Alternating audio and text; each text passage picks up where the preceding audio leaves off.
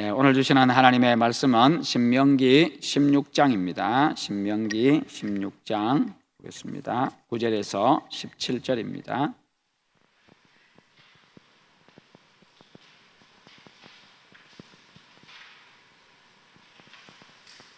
신명기 16장 9절에서 17절입니다.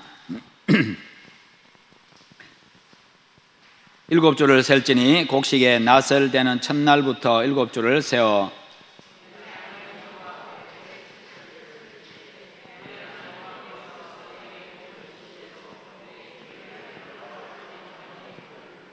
너와 네 자녀와 노비와 내 성중에 있는 레위인과 및 너희 중에 있는 객과 고아와 과부가 함께 내 하나님 여호와께서 자기의 이름을 두시려고 택하신 곳에서 내 하나님 여호와 앞에서 즐거워할지니라.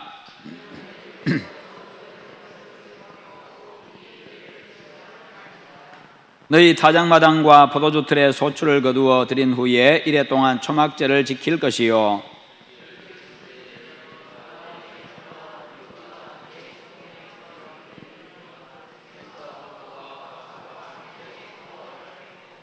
내 하나님 여호와께서 택하신 곳에서 너는 이래 동안 내 하나님 여호와 앞에서 절기를 지키고 내 하나님 여호와께서 내 모든 소출과 내 손으로 행한 모든 일에 복 주실 것이니 너는 온전히 즐거워할지니라.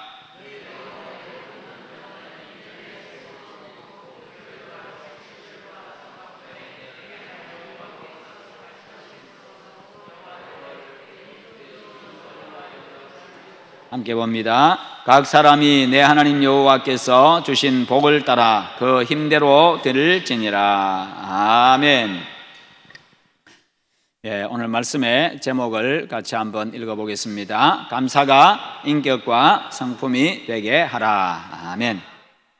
오늘은 맥추감사절입니다. 전반기 동안 베풀어 주신 하나님의 은혜를 생각하며 감사하는 그런 날입니다. 그리고 내 삶의 모든 영역에서 항상 변함없이 은혜를 베풀어 주시는 그 은혜를 생각하며 또 늘 감사하는 그런 날이기도 합니다. 그렇습니다. 우리가 살아가는 모든 순간이 하나님의 은혜입니다. 그러므로 감사할 것밖에 없습니다. 배운 것이 없는 유대인 어머니가 자식들을 다 굉장히 훌륭하게 키워냈는데요, 그 비결은 어머니의 가르침에 있었다고 합니다. 그 어머니는 자식들에게 세 가지를 늘 반복해서 가르쳤는데, 모든 일에 감사해라, 원망하는 사람들과 함께 가까이 지내지 마라, 그리고 감사하는 사람과 친하게 지내라. 그렇게 이 세 가지를 가르쳤다고 합니다. 여러분, 감사에는 인생을 복되게 하고 위대한 인물로 만드는 힘이 있습니다. 그러므로 감사가 습관이 되어지고 인격과 성품이 되도록 할 때에 그 감사는 곧 우리의 삶이 되어집니다. 하나님은 당신의 백성들이 감사하는 사람이 되기를 원하십니다. 그래서 하나님은 출애굽기 34장 22절에서요 77절 곧 맥추의 초실절을 지키고 새말에는 수장절을 지키라, 그렇게 직접 명령하셨습니다.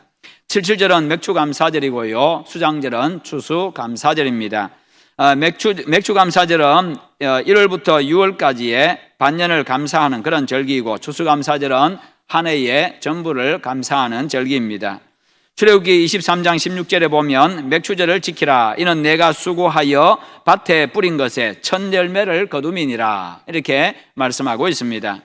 맥추절은 첫 수확을 주신 하나님 앞에 감사하고 하나님께 그 첫 열매를 드리는 바로 그런 절기인데요, 모든 것이 하나님의 은혜로 되어진 것이기 때문에 하나님께 감사의 마음을 고백하면서 첫 열매를 올려드리는 겁니다.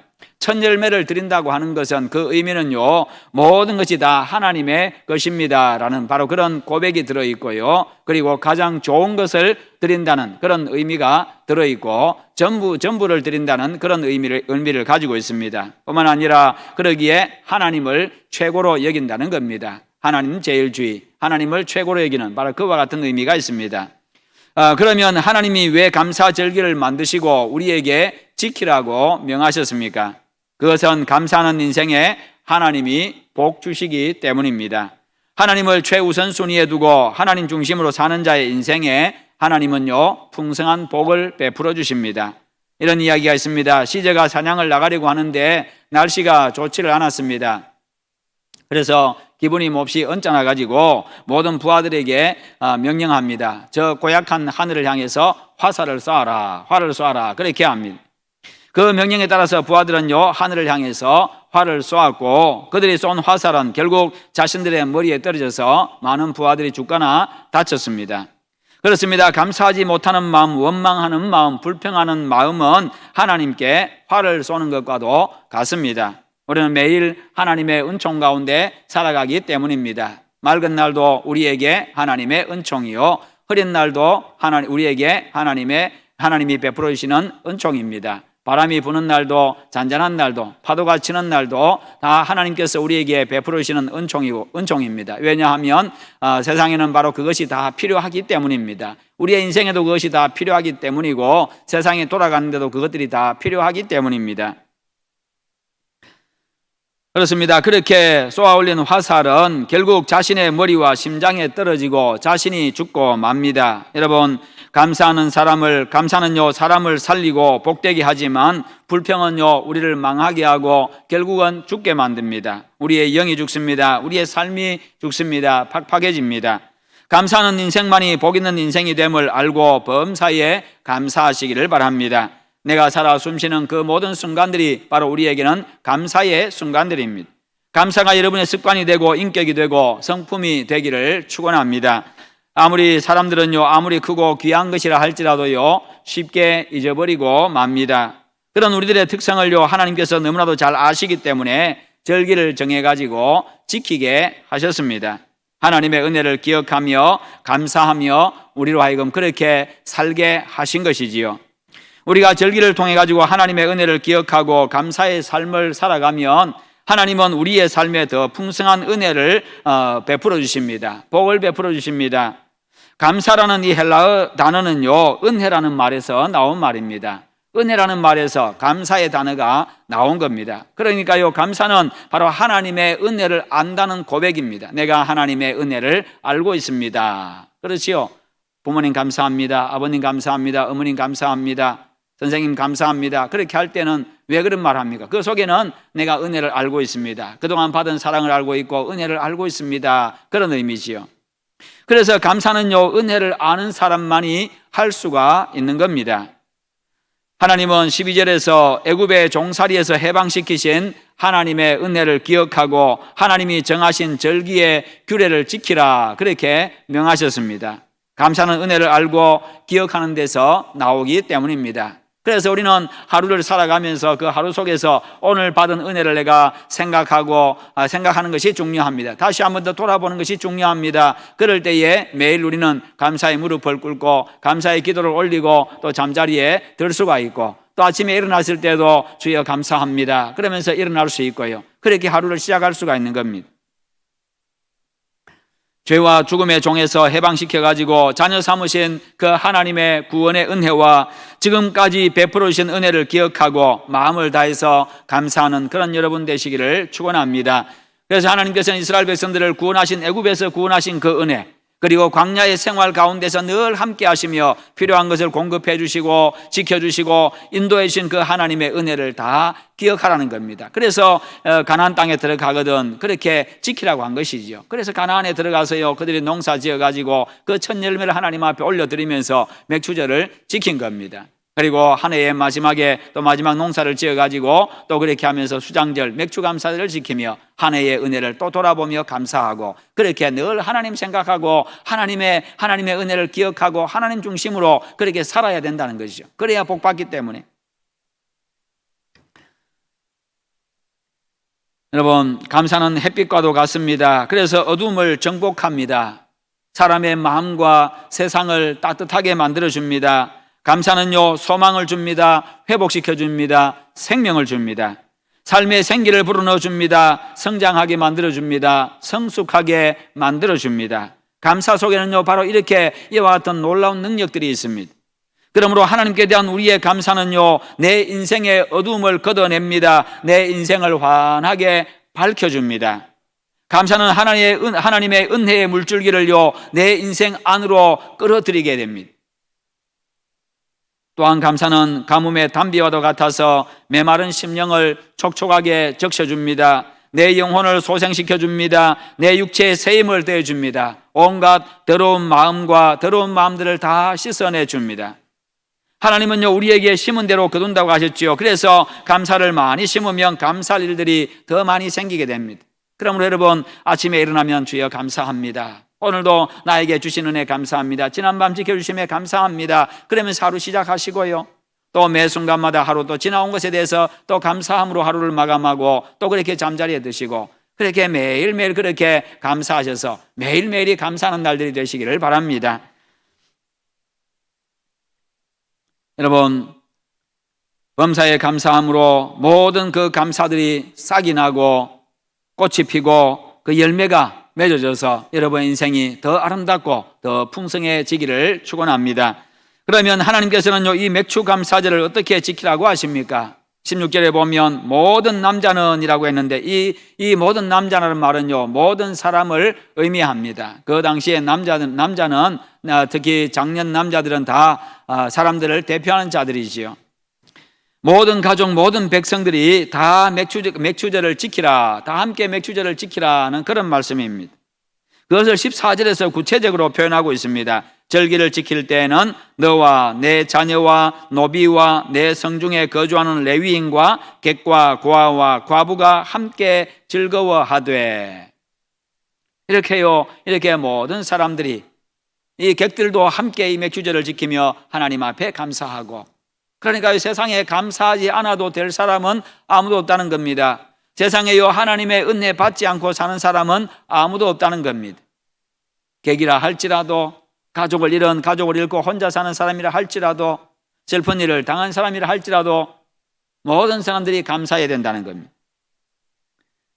하나님께 감사하는 데는 그 누구도 예외가 있을 수가 없습니다. 모든 사람이 다 하나님의 은총 속에 살아가기 때문입니다. 매일 매 순간이 다 하나님의 은총입니다. 왜냐하면 그 은혜가 아니면 내가 존재할 수도 없고 존재하지도 못했고 또 내가 하루하루 살아갈 수도 없기 때문입니다.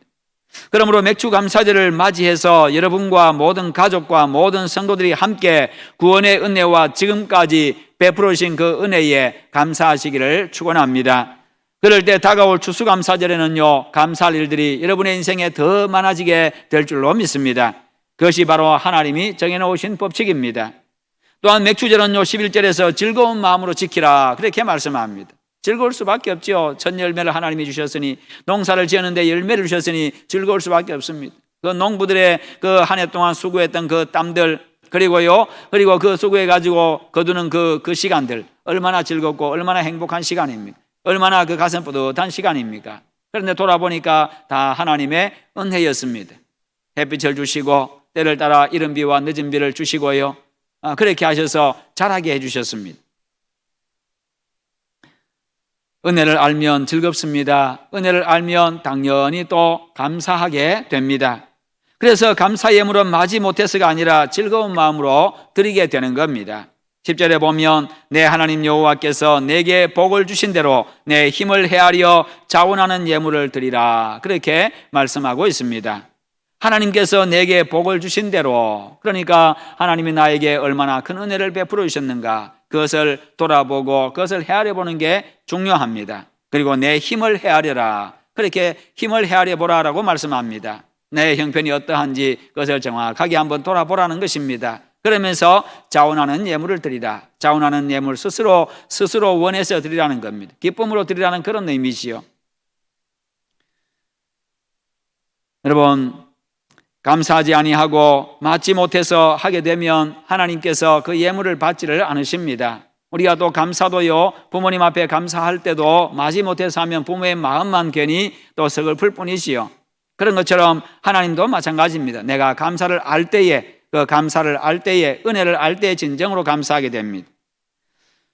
여러분, 그렇게 할 때에 하나님께서는 더 좋은 것을 더 많이 주시고 싶어 하십니다. 우리 역시도 하나님께서 그동안 나에게 베풀어 주신 은혜와 복을 깨닫게 되면 자원해서 즐거운 마음으로 드리게 되어집니다. 하나님의 은혜는 더 풍성하게 임하게 되는 것입니다. 그래서 우리는요, 이 절기를 통해 가지고 다시 한 번 더 우리의 삶을 돌아보고 하나님의 은혜를 돌아보는 그런 계기로 삼고요. 그러나 그때만 감사하는 것이 아니라 우리는 평생토록 매일 매 순간 감사해야 합니다. 매 주일마다 올 때마다 하나님 감사합니다. 예배하게 하심을 감사합니다. 살아서 예배하고 내가 찬송하게 함을 감사합니다. 또 그러면서 또 예배 자리를 떠나서 나갈 때도 하나님 나라 하여금 또 세상을 맡겨주심을 감사합니다. 또 그 맡겨주신 세상 내가 잘 감당하겠습니다. 그 사명 잘 감당하겠습니다. 그러면서 또 밖을 향해서 나아갑니다.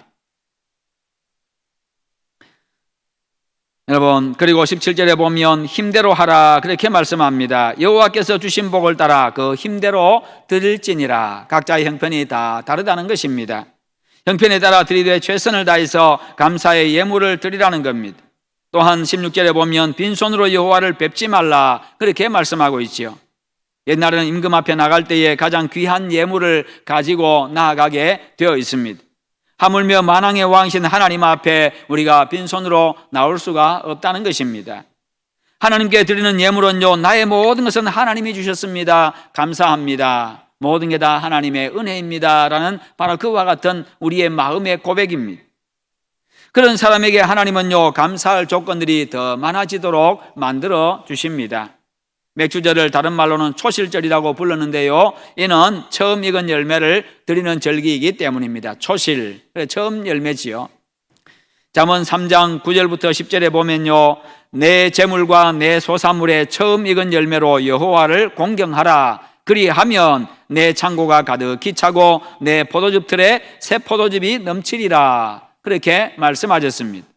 내 재물과 내 소산물의 처음 익은 열매로 여호와를 공경하라. 앞에서 말씀드렸듯이 처음 것은요, 모든 것을 의미하고 가장 좋은 것을 의미하고, 그래서 이것은 결국 하나님을 최고로 여기는 그와 같은 우리의 신앙, 우리의 마음의 고백을 말합니다. 그렇게 하나님 제일주의로, 하나님 중심주의로 살아가면 내 창고가 가득히 차고 내 포도즙 틀에 새 포도즙이 넘치리라. 하나님께는요, 우리가 농사 지은 그 열매가 하나님이 그것이 있어야 먹어서 배부르고 그런 분이 아니십니다. 하나님께는요, 우리가 벌어놓은 그 돈, 그것이 필요한 분이 아니십니다. 그러나 그분은 바로 그런 의식적인 행위를 통해서 우리의 마음을 바꾸자 하시는 것이요, 내가 하나님에 대해서 어떤 마음을 가지고 있는지 그것을 보시고자 하는 겁니다. 우리가 자식들에게도 그렇게 하잖아요. 뭔가를 줘놓고는 엄마 하나 달라고, 과자 엄마도 하나 줄래, 아빠도 하나 줄래, 그렇게 합니다. 그렇게 한번 시험해 보는 거지요. 부모가 먹고 싶어서 어린 아기에게 줘놓고 그거 먹고 싶어서 그렇게 하는 게 아니잖아요. 그리고 출애굽기 13장 2절, 레위기 27장 26절에도요, 사람이나 짐승을 막론하고 태에서 처음 난 모든 것은 다 거룩히 구별하여 내게 돌리라. 이는 내 것이니라. 이는 내 것이니라. 하나님의 것이다. 그러니 늘 구별해 두라라고 말씀합니다. 첫 열매를 드리라는 것은 이렇게 하나님의 은혜를 먼저 생각하고 감사하라는 것이고, 하나님이 모든 것의 주인임을 인정하면서 살라는 겁니다. 그러기에 하나님의 뜻대로 살아가고 하나님을 기쁘시게 하는 삶을 살아가고요. 그러면 하나님께서 우리에게 그렇게 하라고 하신 이유가 무엇입니까? 그리하면 내 창고가 가득히 차고 내 포도즙 틀에 새 포도즙이 넘치리라. 하나님이 우리에게 더 큰 은혜를, 더 큰 복을 주시기 위해서 그렇게 하십니다.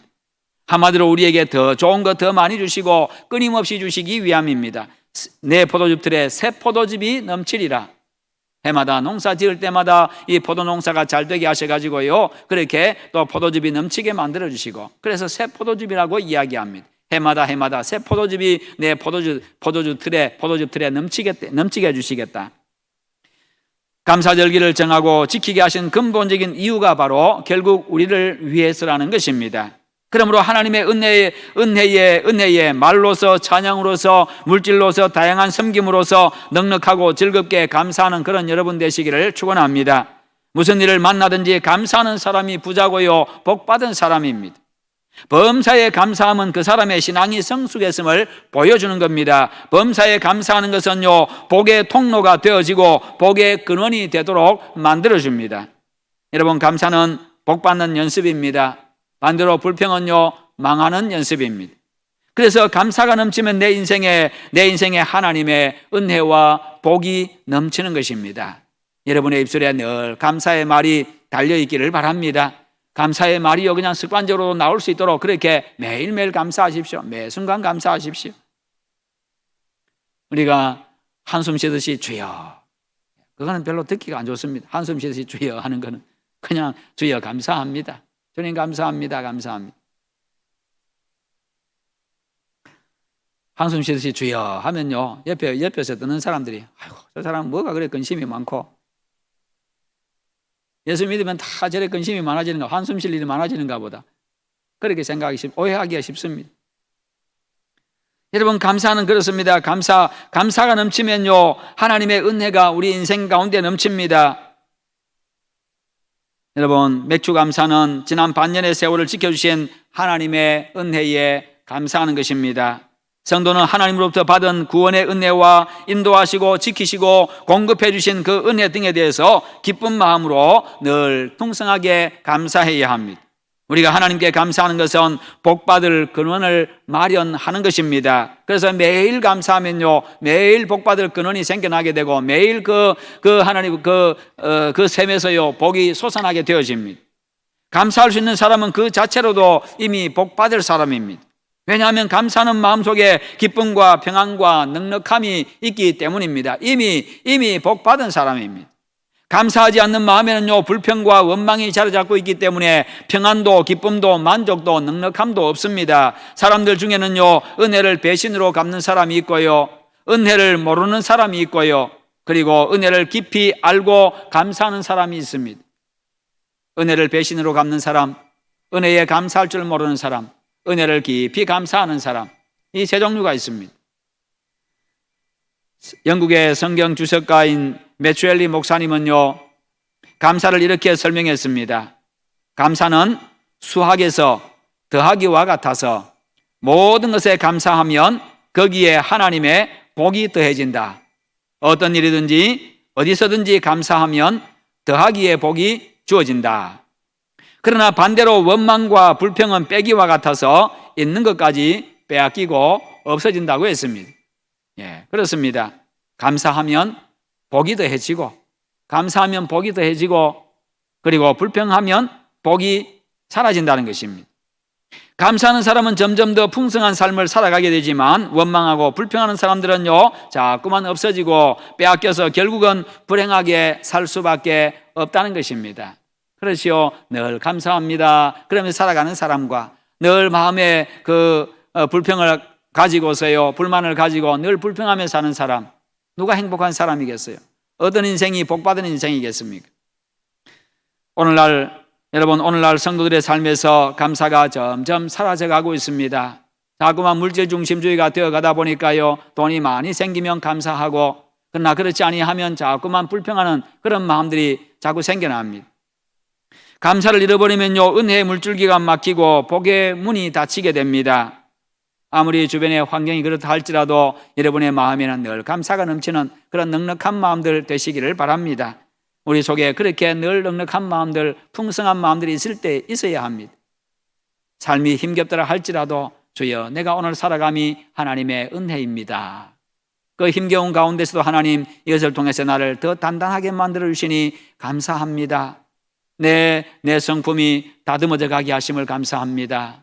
내 인격이 성숙해져 감을 감사합니다. 그럼 그 모든 것들을 다 뒤집어 보면요, 그 안에 감사할 일들이 많이 있고요, 뒤집어서 생각하면 유익한 부분들이 다 있습니다. 하나님은 우리에게 유익하지 않은 것 주시는 일이 없습니다.